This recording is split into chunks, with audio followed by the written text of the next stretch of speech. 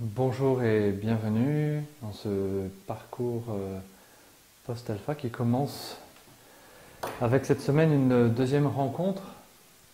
L'affiche numéro 2, j'ai tout perdu pour gagner le Christ, à partir d'un texte de l'épître aux Philippiens.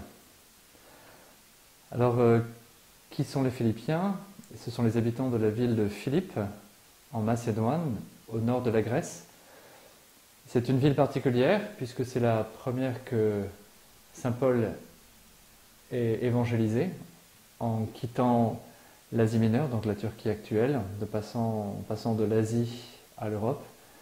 Il arrive à Néapolis, puis à Philippe, et il fonde la première communauté chrétienne en Europe. Donc la ville de Philippe a une importance toute particulière. Cela se passe pendant son deuxième voyage, ce voyage qu'il fait à travers l'Asie mineure et puis l'Europe. Il va fonder après Philippe principalement la communauté de Thessalonique et celle de Corinthe. Ce deuxième voyage se situe, vous pouvez regarder dans vos livrets, fiche 0, page 3 et page 7, donc la chronologie et les cartes. Ce deuxième voyage se situe entre 50 et 51. La ville de Philippe est connue dans l'histoire antique comme une colonie romaine, donc fondée pour accueillir des vétérans de l'armée romaine. Cependant, cette ville n'était pas à 100% païenne. Il y avait quelques juifs, une petite communauté juive, et les Actes des Apôtres au chapitre 16 nous racontent la rencontre entre Paul et des femmes juives qui se réunissaient au bord d'une rivière pour prier. Parmi ces femmes, il y a Lydie qui va l'aider de ses subsides. Lydie est une femme d'origine païenne, prosélyte, donc convertie au judaïsme et proche de la communauté juive. Que se passe-t-il à Philippe pendant le séjour de Paul? Il rencontre des difficultés.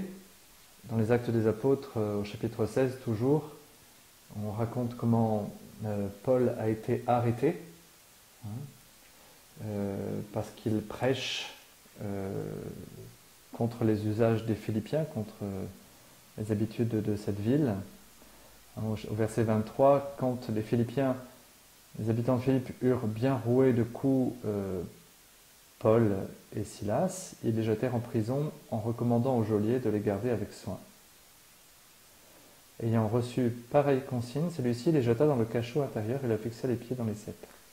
On a un écho de cela dans la première lettre aux Thessaloniciens, au chapitre 2, verset 2. Paul écrit aux habitants de Thessalonique, donc la ville qu'il a évangélisée ensuite. Il écrit Nous avions, vous le savez, enduré à Philippe des souffrances et des insultes. Mais notre Dieu nous a accordé de prêcher en toute hardiesse devant vous l'évangile de Dieu au milieu d'une lutte pénible. Voilà, donc à Philippe, Paul écrit lui-même qu'il a souffert des difficultés et des persécutions. Mais avec cette communauté de Philippe, les liens vont être très forts entre Paul et les Philippiens, au point que les Philippiens sont la seule communauté dont Paul ait accepté des subsides. Les Philippiens, tout au long des missions de Paul, vont continuer d'aider Paul financièrement, alors que Paul avait fait le choix de travailler de ses mains et de ne jamais rien demander aux communautés qu'il évangélisait pour ne pas mélanger les genres et pour évangéliser gratuitement. Des Philippiens, à cause de ce lien particulier, ce lien affectif et spirituel très profond, Paul va accepter de l'aide. Alors la lettre aux Philippiens date de quelques années plus tard. Donc, après avoir fondé en 51-52 la communauté chrétienne de Philippe, Paul, je l'ai dit, va ensuite à Thessalonique, à Corinthe, il retourne en Asie mineure et au Moyen-Orient, et il repart pour un troisième voyage qui va principalement le conduire à Éphèse, où il va rester 3 ans, entre l'an 53 et l'an 56. Et d'Éphèse, Paul va apprendre ce qui se passe à Philippe. Il va rester en contact avec cette communauté. et il apprend que des chrétiens judaïsants tentent de détacher les Philippiens de leur fondateur, de Paul. Un peu ce qui s'est passé avec les Galates, on l'a vu la semaine dernière. Ces chrétiens judaïsants, leur théorie, c'est que pour être chrétien, il faut d'abord être juif, donc circoncis, et appliquer tous les commandements de la loi juive. Alors que Paul prêchait à des païens, des chrétiens d'origine païenne, qu'il n'était pas nécessaire d'être circoncis, il n'était pas nécessaire de passer par le judaïsme pour devenir chrétien. Si j'étais juif et que je devenais chrétien, très bien, je pouvais continuer les usages juifs, la circoncision, etc. Mais en soi, pour les païens, la circoncision et la loi juive étaient devenues caduques à cause du Christ. Et devant cette tentative de judaïser des chrétiens d'origine païenne, je ne sais pas si vous suivez, Paul va se mettre en colère, comme il l'a fait auprès des Galates, pour différentes raisons, parce que cette judaïsation était un obstacle énorme pour les païens qui auraient voulu devenir chrétiens.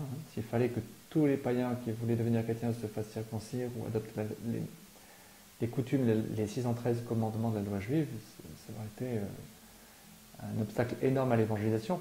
Et bien plus profondément, il y a une raison théologique et spirituelle, ça voudrait dire que l'on remplace le message de Jésus-Christ par la loi juive, et donc il y a une forme de régression. Et Paul, de fait, a des mots très très durs contre ces chrétiens judaïsants qui essayent de défaire le travail qu'il a fait et de couper la communauté des Philippiens de sa propre autorité d'apôtre. Alors la page que vous allez lire dans un instant, à haute voix, il parle de faux ouvriers, il les traite de chiens, ce qui est un mot très fort, dans le lexique, ça vous a expliqué. Chien, c'était le terme que les Juifs utilisaient pour parler des païens. Et Paul parle des chrétiens judaïsants, des chrétiens qui jouent aux Juifs, il les traite de chiens. Donc il inverse le sobriquet et l'insulte, l'injure traditionnelle des Juifs envers les païens. Ça nous en dit long sur les tensions qui pouvaient exister entre les premiers chrétiens. Il les appelle partisans de la mutilation faisant référence bien sûr à la circoncision. Nous mesurons à partir de pareils accents que Paul n'était pas toujours d'ailleurs un petit saint, doux, jamais violent, et surtout que l'enjeu de pareils conflits, le maintien de l'évangile sans la loi, ouvert aux nations, était un enjeu extrêmement chaud à l'époque de Paul. Donc lisez le texte maintenant, vous pouvez lire également le lexique qui le suit, et réfléchir à la première série de questions qui concernent le texte dans son objectivité. Qu'est-ce qu'on peut comprendre du texte? Ne passez pas tout de suite à l'application, mais réfléchissez bien au sens premier du texte.